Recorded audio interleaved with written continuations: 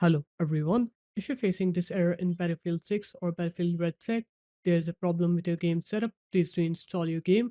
Then you have come to the right place because in this video I'm going to show you how easy it is to fix that annoying error on your game easily. So the first thing you're going to do is you're going to open up your web browser and then you're going to go on to this link.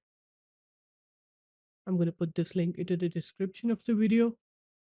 And once you're here, you're going to scroll down until you find both of these links, x64 and x86. You're going to download and install both of these softwares.